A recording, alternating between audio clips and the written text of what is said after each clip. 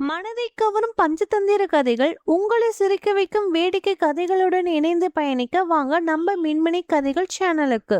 பாலைவனத்திற்கு அருகில் இருக்கும் ஒரு பெரிய கிராமத்தில் வயதான ஒருவர் தனது 3 மகன்களுடன் வாழ்ந்து வந்தார். அவரிடம் 17 ஒட்டகங்கள் இருந்தது.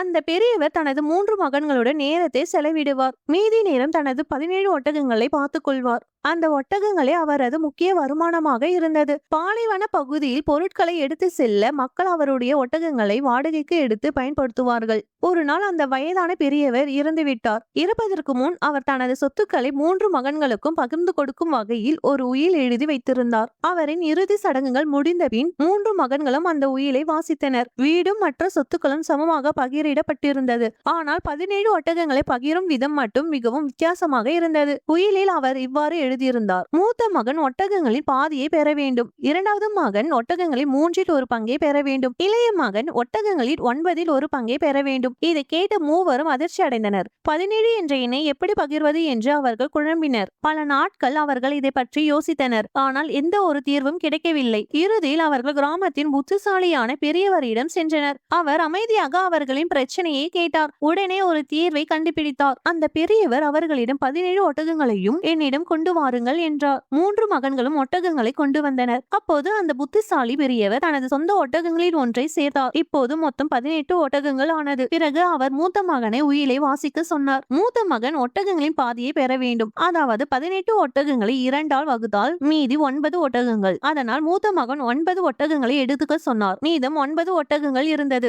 பிறகு இரண்டாவது மகனின் பங்கை கணக்கிட்டனர். இரண்டாவது மகன் ஒட்டகங்களை 3 1 பங்கை பெற வேண்டும் என்று உயிலில் இருந்தது. அதனால் 18 ஒட்டகங்களை 3 ஆல் வகுத்தால் 6 ஒட்டகங்கள். இதனால் இரண்டாவது மகன் 6 ஒட்டகங்களை பெற்றுக்கொண்டான். பிறகு இளைய மகனின் பங்கை கணக்கிட்டனர். இளைய மகன் ஒட்டகங்களில் 9 1 பங்கை பெற வேண்டும் என்று உயிலில் இருந்தது. அதனால் 18 ஒட்டகங்களை 9 ஆல் வகுத்தால் 2 ஒட்டகங்கள். இதனால் இளைய மகன் 2 ஒட்டகங்களை பெற்றான். இவ்வாறு கணக்கிடப்பட்டதால் மூத்த மகன் 9 ஒட்டகங்களையும், இரண்டாவது மகன் 6 ஒட்டகங்களையும், மூன்றாவது மகன் 2 ஒட்டகங்களையும் பெற்றான். 3 மகன்களும் பெற்றுக்கொண்ட ஒட்டகங்கள் 17. மீதி 1 ஒட்டகம் இருந்தது. அதனால் அந்த புத்திசாலி பெரியவர் தன்னுடைய 1 ஒட்டகத்தை மீண்டும் எடுத்துக்கொண்டார். 3 மகன்களும் அவரது அறிவை கண்டு வியந்தனர். மறக்காம நம்ம சேனலை சப்ஸ்கிரைப் பண்ணுங்க.